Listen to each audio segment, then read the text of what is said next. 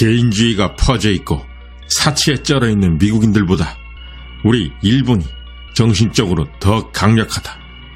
따라서 그들은 우리의 정신력을 따라올 수 없을 것이다.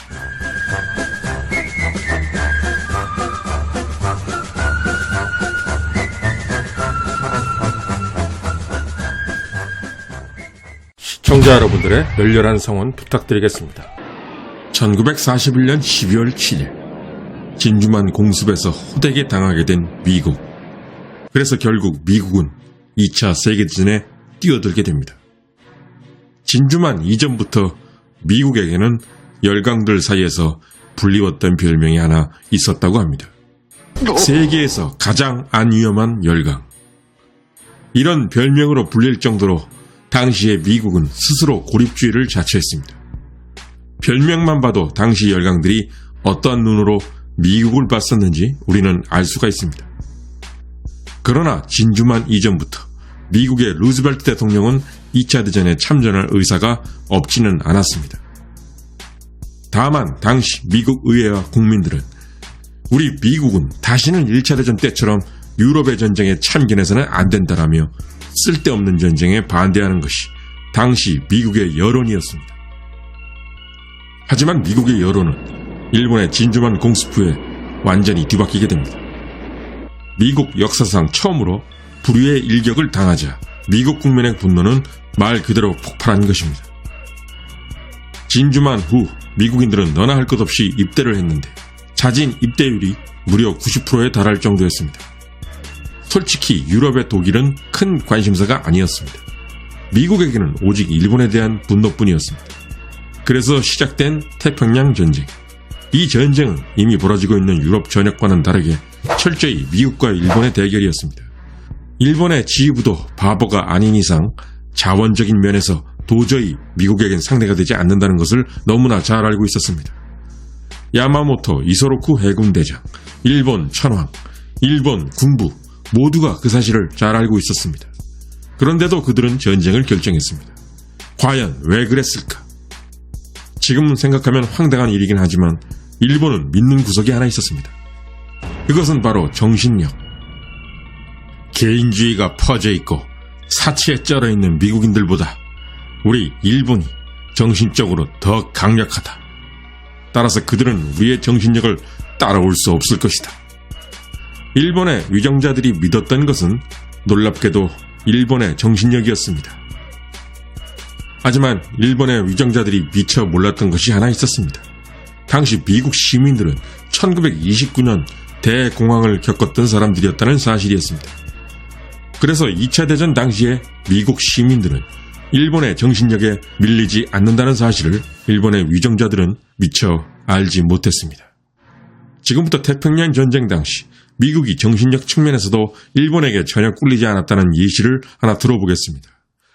여러분이 잘 아시는 태평양 전쟁의 전황이 바뀌었던 1942년 6월에 벌어진 드라마틱했던 미드웨이 해전. 이 미드웨이 해전에서 미국이 승리하게 된 매우 중요했던 계기가 있었습니다. 그것은 바로 미 해군의 뇌격기 부대. 어뢰를 발사할 수 있었던 미국의 TBD 데버스테이터 뇌격기. 미군은 이 구닥다리 뇌격기를 몰고 일본의 항공모함을 계속해서 공격했습니다. 하지만 이들은 일본 항공모함에서 발진한 제로센들에게 그야말로 싹쓸이 격추를 당하게 됩니다. 그런데도 미군은 무려 3차례나 계속해서 일본의 항공모함에 대한 공격을 시도했습니다. 그러자 일본의 제로센 전투기 조종사들은 솔직히 좀 당황했습니다. 일본 입장에서 이것은 전혀 미군답지 않았던 공격이었기 때문이었습니다. 전부 격추당하면서도 3차례나 반복해서 공격을 했던 미국의 TBD 데버스테이터 뇌격기 편대. 미드웨이 해전에서 미국이 승리할 수 있었던 중요한 이유는 바로 이들의 희생 때문이었습니다.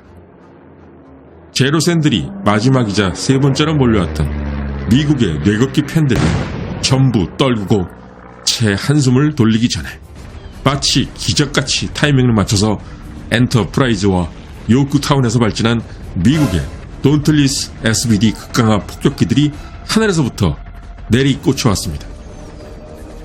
이 공격은 결정적이었습니다. 이때 제로센들은 3차례나 미군의 뇌격기 편대를 격추시키느라 정작 자신들의 항공모함에 대한 방어를 신경 쓰지 못했던 것입니다. 왜냐하면 제로샌들은 계속해서 덤벼드는 미국의 뇌격기들을 격추하느라 낮은 고도에 있었기 때문에 높은 고도에서 내리꽂히는 미군의 돈틀리스 SBD 급강화 폭격기들을 전혀 보지 못했기 때문이었습니다. 더구나 그때 일본 해군은 일반 폭탄을 어뢰로 교체하기 위해 어뢰를 갑판 위에 잔뜩 쌓아놨던 상황이었습니다. 그래서 단 한 발만 맞아도 온통 불바다가 될 수밖에 없었던 그런 타이밍이었습니다. 미드웨이 해전에서 일본의 최정예 항공모함 4척이 모두 날아간 것은 결코 우연이 아니었습니다. 승리의 1등 공신은 모조리 격추당하면서도 3차례나 달려들었던 미국의 내격기 편대 승무원들의 희생 때문이었던 것입니다. 이 사례는 바로 그 당시 미국인들의 단호했던 정신력을 잘 보여줍니다. 대공황을 겪었던 미국 시민들은 결코 일본의 정신력에 뒤지지 않았던 것입니다. 앞서 일본의 지휘부에서는 전쟁 물자 생산 면에서 도저히 미국과 상대가 안 된다는 것을 알고도 전쟁을 일으켰다고 말씀드렸습니다. 그렇다면 미국에 비해 자원이 부족하다는 사실을 알았던 일본의 해군과 육군은 어떤 방식으로 미군과 싸웠던 것일까요? 태평양 전쟁 당시 일본의 육군과 해군은 서로 사이도 나빴지만 각자 추구하는 전투 방식도 달랐습니다. 우선 태평양 전쟁의 주역이었던 일본 해군을 보겠습니다. 당시 일본 해군은 장인이나 명인을 만드는데 해군의 모든 것을 걸었습니다. 마치 생활의 달인처럼 포술의 장인, 어뢰, 투하의 달인 등을 양성하는데 그야말로 올인을 했던 것입니다. 포탄이나 어뢰의 명중률을 높이기 위해서는 새로운 기술을 개발하거나 그러한 기술 개발이 어렵다면 물량을 많이 뽑아내는 것이 상식입니다. 그러나 일본 해군은 그렇게 하지 않았습니다. 일본 해군이 쓴 방법은 돈 안 드는 방법, 그저 개개인을 갈아 넣는 것이었습니다. 개개인의 전투 능력을 최대한 극한까지 끌어올리는 것에 초점을 뒀던 것입니다. 한마디로 이것은 물량과 자원의 격차를 몸으로 때우는 격이었습니다. 지난번 컨텐츠에서 소개했던 일본 해군의 진주만 공습전 3개월간의 피나는 훈련이 바로 그런 예입니다. 이것은 인간을 소모품으로 생각했다고 해도 과언이 아니었습니다. 설령 전투의 달인으로 훈련되었다고 해도 이들은 불사의 몸을 가진 존재가 아니었습니다. 아무리 싸움을 잘하는 베테랑이라고 해도 전투에서 죽지 않는 사람은 없습니다. 전쟁이 계속된다면 결국 언젠가는 전사하게 될 것이 뻔했습니다. 베테랑들을 키워내는 데는 시간이 오래 걸리지만 이들이 전부 사라지는 것은 그야말로 한순간. 이들이 다 사라진다면 일본 해군의 운명은 어찌 되겠습니까? 애써 키운 전투의 달인과 베테랑들이 모두 사라진다면 더 이상 그 수준으로 싸울 수 있는 인력은 일본 해군에 없게 되는 것입니다. 진주만 공습 당시 마치 예술가도 같았던 어뢰 투하와 폭탄 투하, 곧이어 벌어진 남방작전에서 제로센 전투기를 몰았던 일본 조종사들의 뛰어났던 기량, 진주만 이후인 1942년 5월 미국과 제대로 한판 붙었던 산호해 해전 당시까지도 일본 해군의 전투력은 그야말로 살아있었습니다. 살아있네. 하지만 일본 해군에게 심판의 날은 훨씬 일찍 찾아왔습니다. 일본 해군이 애써 키워왔던 수많은 전투기 조종사와 정비 요원들, 이들 모두가 1942년 6월 4일부터 7일 사이에 벌어진 미드웨이 해전 기간 중 모두 바다로 사라졌던 것입니다. 이후에도 전쟁은 3년이나 계속되었지만 일본은 전쟁이 끝날 때까지 미드웨이 해전에서 사라졌던 전투의 달인들과 같은 인력들을 다시는 확보하지 못했습니다. 이들의 빈자리는 신병들로 채워졌고 이때부터 일본 해군의 무적 신화는 급격히 사라지게 된 것이었습니다. 참으로 흥미로운 사실은 일본 육군은 해군과 같이 인명경실하는 면에서는 똑같았다는 점입니다. 일본 육군 또한 미국에 비해 뒤떨어지는 전쟁 역량, 즉 기술과 산업 역량의 부족을 인력으로 때우려 했던 것입니다. 그래서 일본 해군이 전투의 달인을 키우기 위한 훈련에 집중했다면 일본 육군은 반자의 돌격, 즉 백병전에 올인을 했습니다. 현대전에서 백병전으로 싸우려 했다고? 구독자 여러분은 이해가 좀 안 가실 수도 있습니다. 하지만 일본 육군 입장에서는 나름 이유가 있었습니다. 그 이유는 1904년 러일 전쟁 당시 벌어졌던 203고지 전투로까지 거슬러 올라갑니다. 당시 일본군은 러시아의 기관총과 철조망, 토치카로 강화된 203고지로 무모한 총검 돌격을 반복하고 또 반복했습니다. 이런 무식한 총검 돌격의 이유는 바로 청일전쟁 때문이었습니다. 당시 일본 육군 지휘부는 청일전쟁 때 보면 우리가 총검 돌격만 했다 하면 청나라군이 도망가는 경우가 많았다 라는 이유로 러일 전쟁에서도 이 방법이 통할 것으로 생각했던 것입니다. 하지만 러시아군은 당나라 군대인 청나라 군과는 질적으로 달랐던 강력한 군대였습니다. 때문에 일본 육군은 청일 전쟁보다 몇 배나 더 큰 희생을 러일 전쟁에서 내게 되었습니다. 그러나 일본은 결국 러일 전쟁에서 승리를 거두게 됩니다. 러일 전쟁 당시에 일본 육군이 막대한 희생을 내가면서도 계속 반자의 돌격을 명령했던 이유는 대체 무엇이었을까? 그것은 바로 당시에도 일본이 덩치 큰 러시아에 비해 자원과 전쟁 지속 역량이 뒤처졌기 때문이었습니다. 같은 이유로 일본은 태평양 전쟁에서도 러일 전쟁 당시와 똑같은 전술을 병사들에게 주입했던 것입니다. 이 방법으로 러시아도 이겼으니까 미국도 이길 수 있겠지. 이것이 일본 육군 지휘부의 생각이었습니다. 태평양 전쟁 당시 야마사키 야스요 대령이 했던 말을 여러분께 소개합니다.